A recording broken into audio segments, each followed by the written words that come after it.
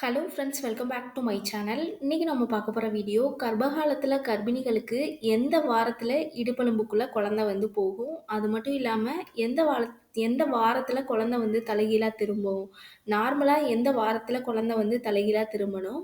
தலைகீழா திரும்பிருச்சுன்னா, எந்த மாதிரியான அறிகுறிகள்லாம் நம்மளுக்கு இருக்குங்கிறது தான் இந்த வீடியோல நம்ம பார்க்க போறோம்.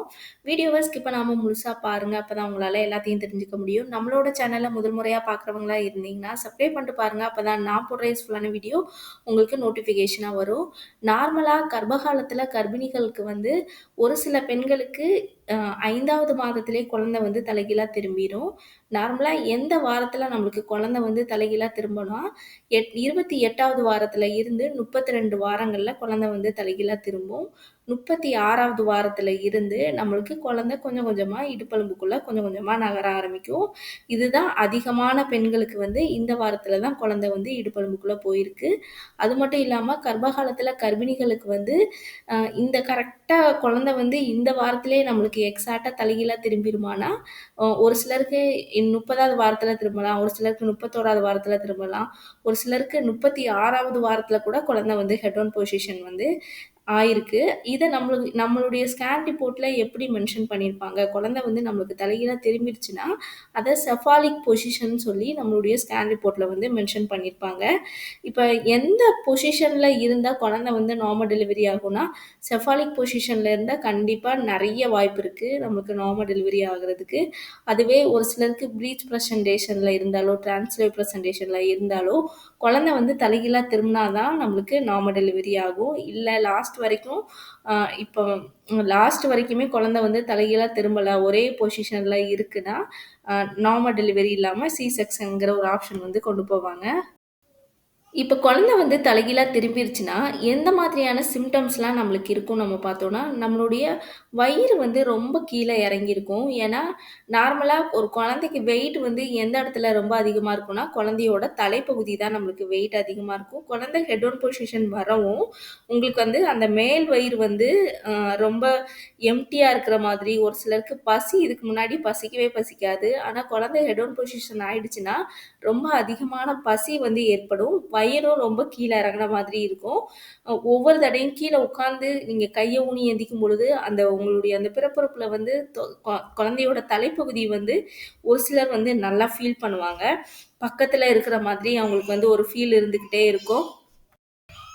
நெக்ஸ்ட்டு நம்ம பார்த்தோம்னா, அவங்களுக்கு அடிக்கடி வந்து யூரின் போய்க்கிட்டே இருக்கும். என்ன காரணம்னா, குழந்தை வந்து ஹெட் ஆன் பொசிஷன் வந்துருச்சுன்னா, அவங்களுடைய சிறுநீர் பை வந்து அழுத்திக்கிட்டே இருக்கும். அதனால அவங்களுக்கு வந்து யூரின் வந்து அடிக்கடி வந்து போவாங்க. நெஞ்செரிச்சல் பிரச்சனை வந்து அதிகமா இருக்காது. அதிகமான பசி வந்து அதிகமா இருக்கும். அது மட்டும் இல்லாம, கர்ப்பகாலத்தில அந்த அ ஒரு சிலருக்கு வந்து இந்த வயிறு வலி, கீழ் இறக்கம், அந்த வெள்ளைப்படுதல் இந்த மாதிரியான அவங்களுக்கு அந்த குழந்தை ஹெட் ஆன் பொசிஷன் வந்துருச்சுன்னா, அந்த வெள்ளைப்படுதல்லாம் ஒரு சிலருக்கு வந்து ரொம்ப அதிகமா படும். அந்த 7, 8, 9 இந்த 3 மாதத்தில அது ரொம்பவே இயல்பான ஒண்ணு தான். அது மட்டும் இல்லாம, அவங்களுடைய பிறப்புறுப்புல வந்து அதிகமான வலிகள் வந்து இருக்கும். அவங்களுடைய தொடைப்பகுதிகளும் அதிகமான வலிகள் இருக்கும். ஏன்னா, அவங்களுடைய அந்த இடுப்பெலும்புகள் வந்து விரிவடையும். அ அது மட்டும் இல்லாம, அந்த தொடைப்பகுதிகள் வந்து அந்த டெலிவரிக்கு ஏத்த மாதிரி அந்த எலும்புகள் எல்லாமே கொஞ்சம் கொஞ்சமா அ நல்லா இதாகுறதுக்கு அந்த டெலிவரிக்கு தயாராக இருக்கிறதுக்காக அந்த இடம் ஃபுல்லாமே பெயின் வந்து ஏற்படும். இது எல்லாமே ரொம்ப இயல்பான ஒண்ணு தான். உங்களுக்கு வந்து அந்த நார்மலா எந்த வாரத்தில குழந்தை வந்து இடுப்பெலும்புக்குள்ள நகர ஆரம்பிக்கும்னா, 36வது வாரத்திலருந்து தான் நகர ஆரம்பிக்கும். எப்படி நம்மளுக்கு நகர ஆரம்பிக்கும்னு நம்ம பார்த்தோம்னா, இத வந்து டைலூஷன்னு சொல்லுவாங்க.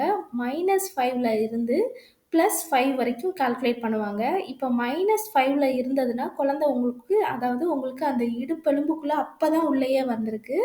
அதுக்கடுத்து -4, -3, -2, -1, 0 அதுக்கடுத்து +1, +2 +1 வந்துட்டாலே அடுத்த ஒரு 5 மினிட்ஸ்ல வந்து குழந்தை வந்து பொறந்துரும். இப்படிதான் வந்து நம்மளுக்கு ஒவ்வொரு டைலூஷனா நம்மளுடைய அந்த இடுப்பெலும்புகள வந்து கொஞ்சம் கொஞ்சமா செப்பரேட் பண்ணி வந்து காமிப்பாங்க.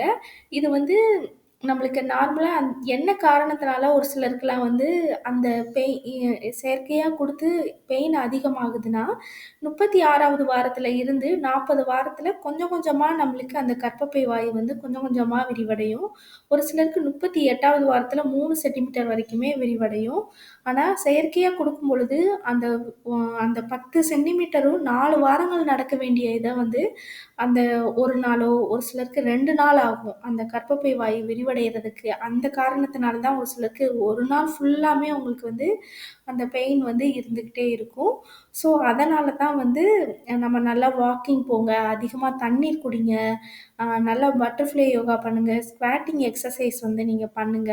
அதெல்லாம் சொல்லும்பொழுது உங்களுக்கு அந்த கர்ப்பப்பை வாய் வந்து விரிவடையறதுக்கு தான்.